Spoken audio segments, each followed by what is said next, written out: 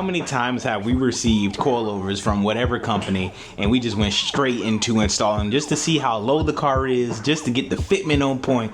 Yada bean, bada boom. We've all done it. Now the problem with that is, for the majority of people who aren't into the whole thing of setting up your suspension for proper droop travel and setting the bump stop, if you're new here, what's happening? My name is Percy, but I'm known to most as Zosh. I am not the smartest apple in the carrot cake, okay? What I'm about to explain to you guys on how to set up your suspension properly is just basically give you information so then you, yes you buddy, can do your research and how to set it up properly. I think I know what I'm doing. This is just for disclaimer. I think I know what I'm doing. So I'm gonna show you guys what I've been taught.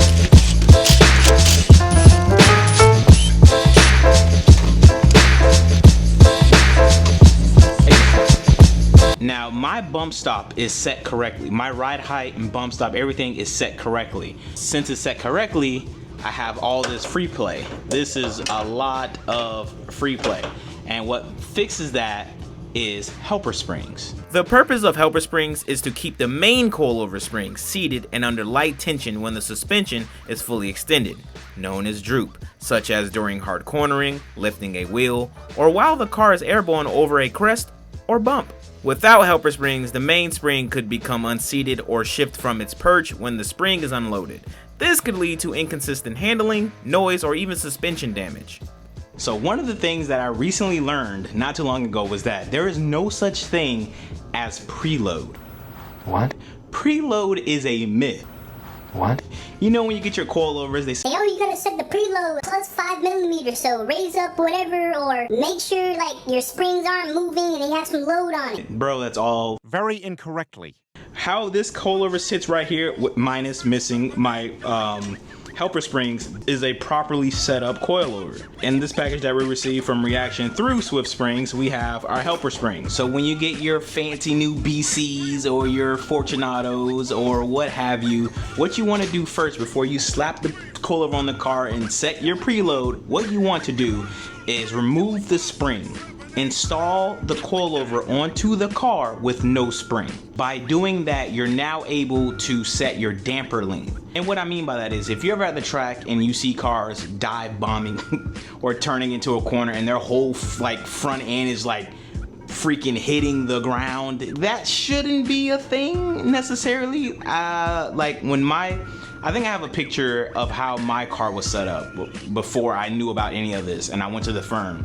And dude, anytime I would like brake to turn in, it would rub. It would the whole car will feel like the wheel is like just going up inside of the chassis, and that's not normal. It shouldn't be like that. The wheel should have no contact with the body of the car. It should not do that at all. And that was because I always believed that when you set your preload by not having no loose spring and it's somewhat compressed, then your preload is set. You set your ride height by twisting the shock up and down, and no, that's not how you do it at all. So with the spring removed, we're left with our bump stop. This right here is my uno poquito bump stop, which we're gonna be changing to the Professional Awesome bump stops. But since my coilover system is already set up for this bump stop, I'm gonna show you guys what this does and how you actually get this to actually be in effect. So this is how you should be looking like right now. You have the spring uninstalled, your collars might be placed in different places.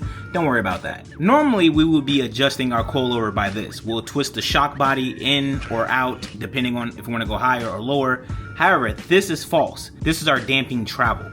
This is how we set our ride height. I'm going to attach the bolts back on, wheel back on, and I'm going to raise up the car with my other jack to see how far this bump stop engages. Wherever the bump stop engages, then we'll make our adjustments through here by lengthening or shortening the shock. Basically, we want the wheel to not have any contact with the fender. With the wheel back on, now we're going to use our secondary jack to raise up the wheel until we see the bump stop engages.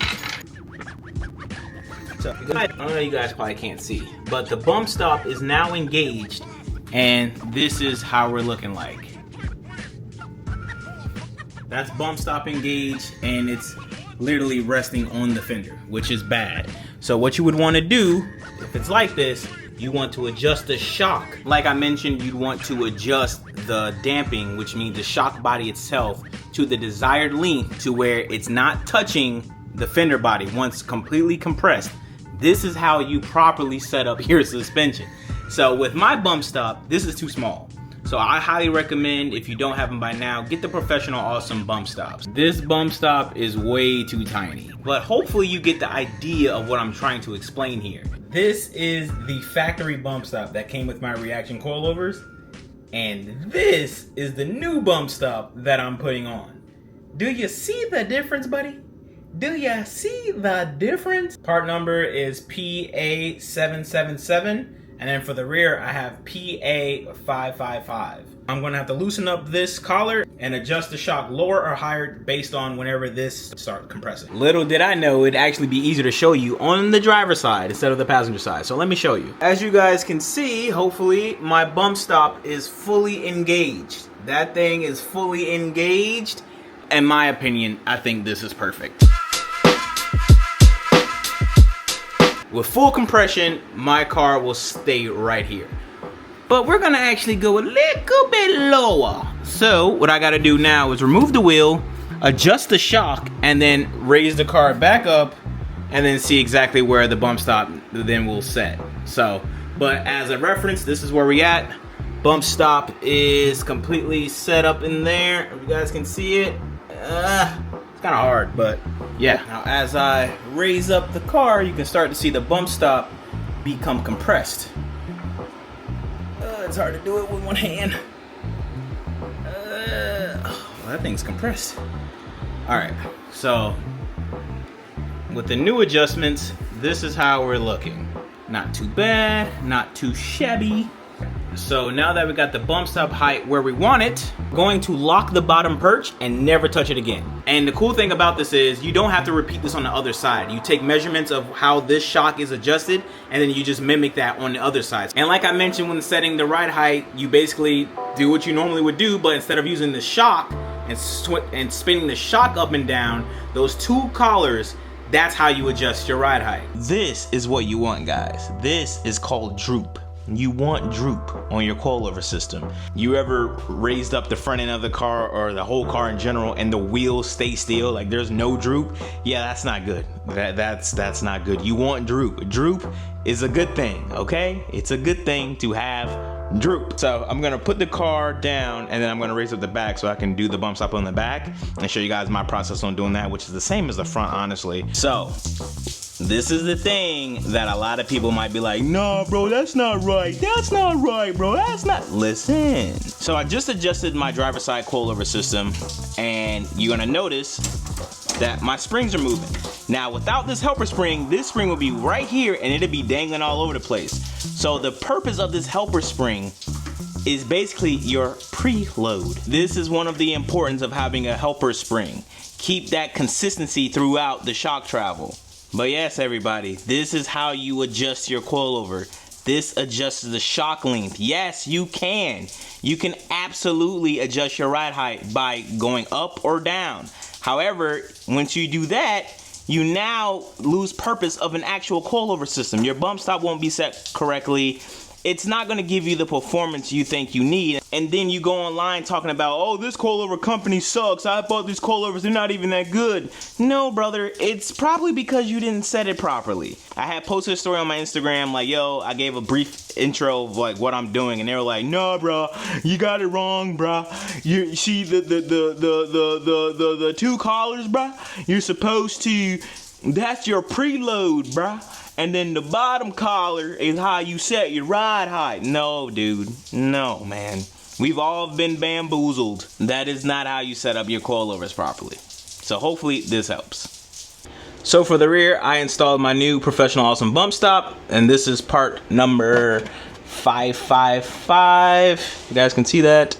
555. I got my spring setup removed. I'm going to put the wheel back on and then raise up and see where my bump stop engages. So look at that, bump stop is not even close to being activated, which means we have to lengthen the heck out of this shock. My apologies if the audio is really bad. I'm switching between the mic and just the internal audio. My bump stop is set, so that's the highest I can go. No contact, bump stop is hitting. shocks are adjusted properly. So we are Gucci Taters McGee. So now all I gotta do is take measurements of this side shock and apply that to that side with the new bump stop installed, put the springs back on, and then we can set our ride height.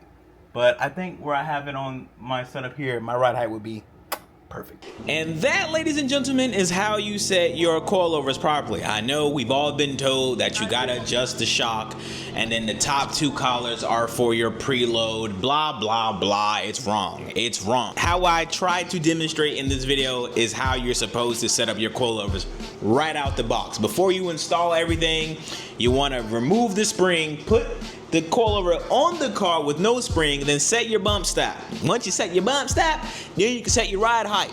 It's much better that way. I had a few people in my DMs telling me that I was wrong and no, you don't know what you're talking about. And granted, they might be true. But according to people that built actual companies and developments of building proper race cars, I am gonna go with their word and not the dude that I'm not even gonna do. So hopefully this video reaches someone out there who just bought their coilovers or wondering why whenever they go over a bump, they bottom out.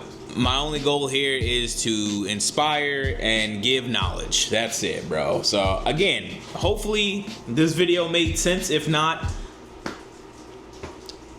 suck it. Suck it. If you have any comments, questions, concerns, all that hoopla, be sure to leave it in the comments or DM me on Instagram. Then I'll send you an article or something. But thank you guys for watching. Let me get this video done and edited so you guys can enjoy it. I'll be sure to catch you guys in the next one. I'm out. Peace.